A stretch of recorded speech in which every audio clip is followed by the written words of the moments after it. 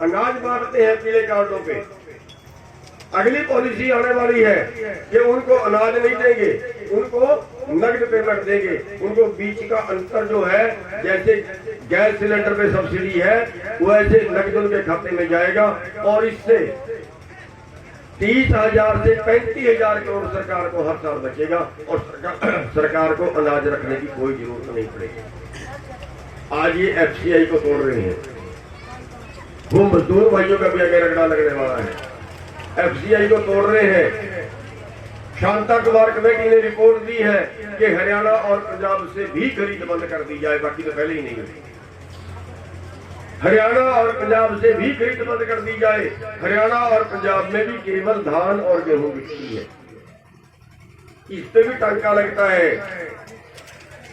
10 शर्तें लगा दी है कि मेरी फसल मेरा ब्यौरा में कितने क्विंटल खरीद देंगे। धान पे कट लगा लगा के खरीदते हैं। साथियों, इस पोजीशन में हम जिंदा कैसे रहेंगे? सवाल तो हमारा अपना रोजगार बचाने का है। ये रोजगार आप किसानों का भी जाएगा, ये रोजगार मजदूरों का भी जाएगा। जा लिया, मैं बता रहा हूं कि मजदूरी का रेट आता रह गया है, हमारी फसल का भाव आता रह गया है। कैसे मुकाबला करेंगे? इसलिए हम सभी भाइयों ने, चाहे वो किसान है, चाहे वो मजदूर है, और मैं तो धर्मयुद्ध बोलता हूं। धर्मयुद्ध इसलिए है कि आप जो आंदोलन लड़ रहे हैं, ये देश को बचाने का आंदोलन है, ये भुखमरी से बचाने का आंदोलन है, ये आर्थिक आजादी की लड़ाई है, समानता की लड़ाई है। अरे जिंदा रहने का अधिकार तो हमें चाहिए। आपके परिवारों में से कोई बीमार हो जाए, जिसकी 6,000 रुपए महीने को मिल रहे हैं, उसके परिवार में से कोई बीमार हो जाए और 10 लाख रुपए 20 लाख रुपए का खर्चा आए, क्या कोई लगा सकता है? अरे नेता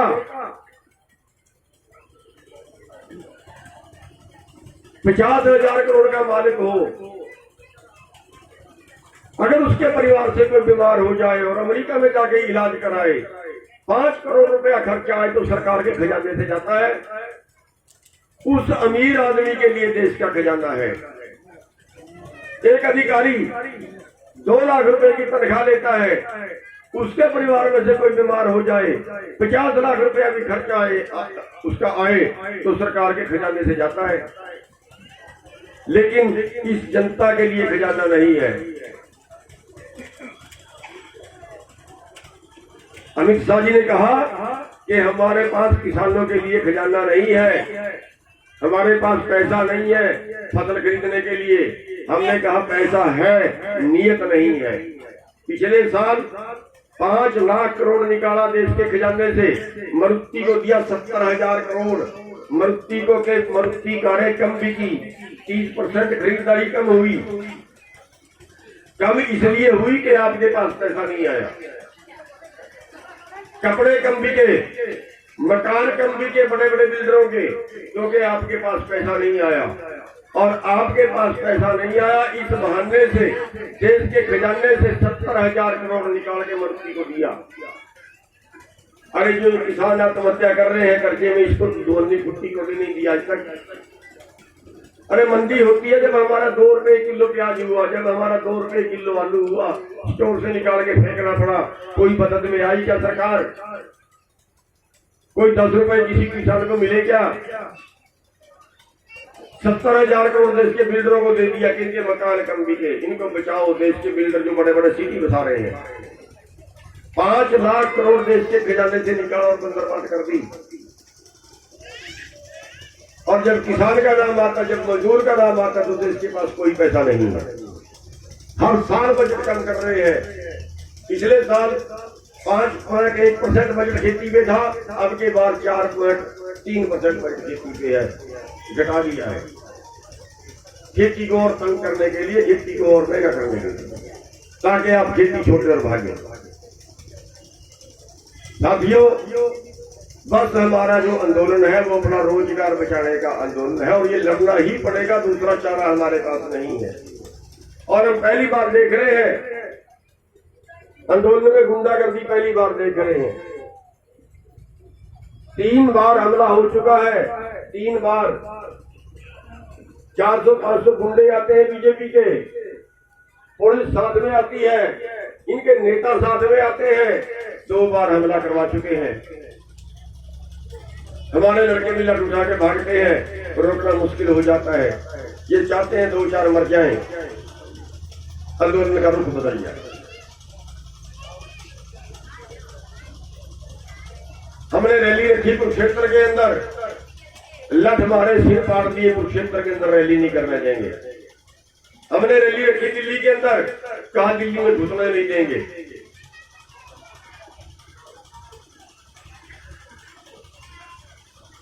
आज तक 30-35 मुकदमे दर्ज कर चुके हैं, 307 के इरादा कत्ल के, किसको मारने गए हम।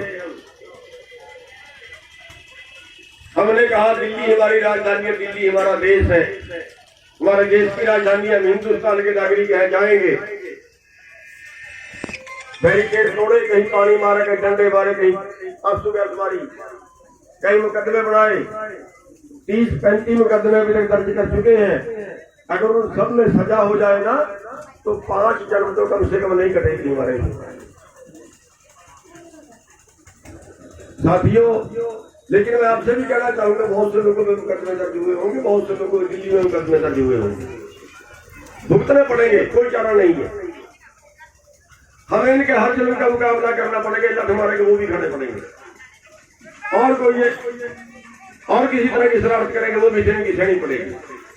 लेकिन आंदोलन लड़ा जाएगा, तब तक लड़ा जाएगा जब तक हम ये आंदोलन जीत नहीं जाते। इसमें टाइम कितना हजारों लड़कों की लाशें आए साल, सैकड़ों लड़कों की, बच्चों की लाशें तिरंगे में लिपट के आती हैं सीमा।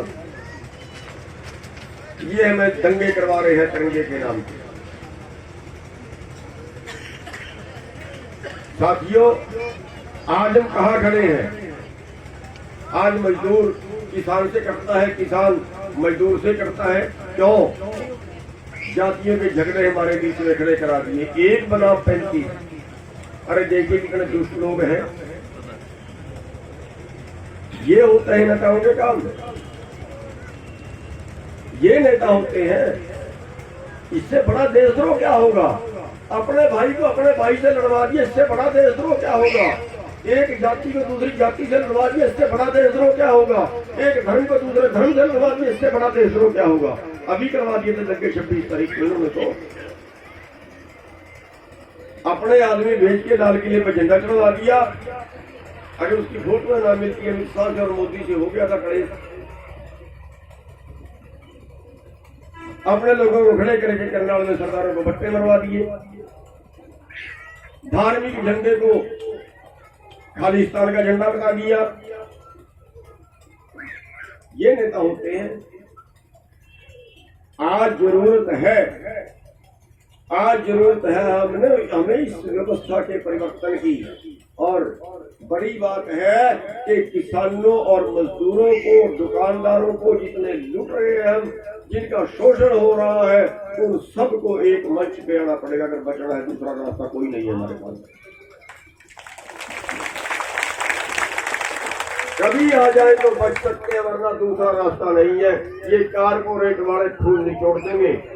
अभी जो 3 कानून बनाए हैं, ये देश के फायदे के लिए नहीं बनाए। इनका नाम रखा गया खेती कानून। ये खेती कानून नहीं है, ये खेती व्यापार कानून है। खेती कानून तो केंद्र सरकार बना ही नहीं सकती, वो स्टेट सरकार बनाती है। ये है खेती व्यापार कानून। सारे देश का भोजन, नया कानून ये है कि सारे देश का भोजन चंद पूंजीपतियों के गोदामों में होगा। और भोजन व्यापार नहीं होता, भोजन पेट भरने का साधन होता है। कल तो ये पानी को भी कब्जा कर लेंगे, पीने का पानी लोगे तो आपको नहीं मिलेगा। कल तो ये हमारी हवा पे भी कब्जा कर लेंगे। अरे ये तो प्राकृतिक है, भोजन प्राकृतिक है। बच्चा पैदा होने से पहले दुनिया में दूध आ जाता है। पत्थर में कीड़ा, उसके लिए भी भोजन परमात्मा ने पैदा किया है। भोजन व्यापार नहीं होता। और सोचिए, अगर पूरे देश का भोजन चंद लोगों के गोदामों में कैद हो गया तो फिर वो देश के साथ क्या करेंगे? वो बेलिहाज होते हैं, उनको कभी तरस नहीं आता कि उनका पैसा ही पर भगवान है। ये कानून बनाए गए। अरबों का बिजनेस उनके हवाले किया जा रहा है।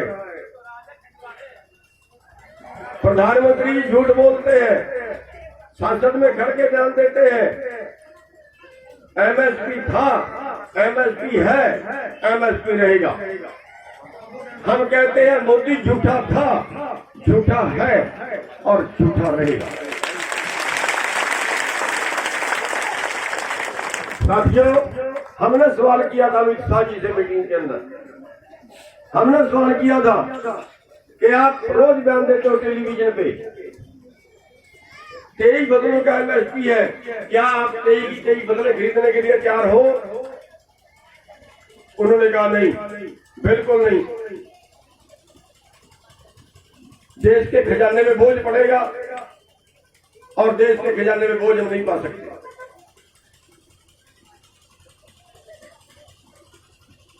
ये जो मैंने बताया 3-4 लाख करोड़ का इतना बोझ देश के खजाने में पड़ेगा, इतना नहीं पड़ेगा, इससे कम पड़ेगा, क्योंकि अब तो जो पूरी दुनिया का व्यापार इकट्ठा हो गया है, पूरी दुनिया के व्यापार में जो WTO में हमारे देश की सरकार चली गई, उसके तहत उसमें शर्त है किसी भी देश की सरकार अपने देश के किसानों को वर्ल्ड मार्केट से ज्यादा भाव नहीं दे सकती, और अगर वर्ल्ड मार्केट के रेट पे जाए उसी लिए सरकार बाहर हो रही है खरीद से।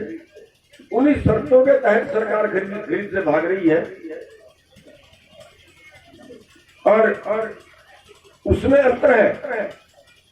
हिंदुस्तान के अंदर आबादी ज्यादा है, जमीन कम है। अमेरिका जैसे देशों के अंदर जमीन ज्यादा है, आबादी कम है। हमारे यहाँ 2 एकड़, 5 एकड़, 10 एकड़ के मालिक हैं। अमेरिका के अंदर 10,000, 20,000, 40,000 एकड़ के मालिक हैं। क्या 10-20 हजार एकड़ के मालिक का मुकाबला कर लेगा यहाँ का किसान? वहां तो सारी खेती मशीन से खर्चा है ही नहीं, और उसके बावजूद 43 लाख रुपया पर किसान सब्सिडी है अमेरिका के अंदर। क्या वहां का मुकाबला कर पाएगा हमारा किसान? और उसके अंदर अब जो ये प्राइवेट खरीद भी कर रहे हैं, वो जरूरी नहीं है हिंदुस्तान की खरीदेंगे ना, सारी दुनिया में जहां सबसे कम रेट होगा वहां से खरीदेंगे, और सारी दुनिया में जहां सबसे महंगा रेट होगा वहां बेचेंगे। ये कानून है। और अगर आपको दुनिया के रेट पे जाना पड़ जाए तो फिर आज गेहूं का भाव 1500 रुपए है मार्केट में।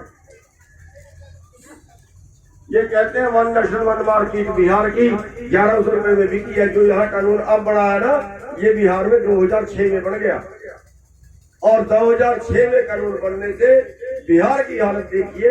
आज बिहार का 4 एकड़ वाला किसान हरियाणा के 2 एकड़ वाले की धान लगाने आता है, और अगर ये कानून बन गया तो वही पोजीशन हमारी होगी, और फिर क्या होगा हमारे साथ देख लीजिए।